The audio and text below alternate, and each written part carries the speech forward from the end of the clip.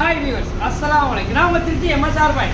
இது பார்த்துங்க, இது பல்சர் 150 பார்த்துங்க. டபுள் டிஸ்க்கு, ஏபிஎஸ், கட் சீட்டு எல்லாமே வந்துடும். ஃபுல் ஆப்ஷனில் வந்துடும். 2023 இன்ஜின் அவுட்லுக்கு மெயின் எல்லாமே நல்லாயிருக்கும், குவாலிட்டியாக இருக்கும்.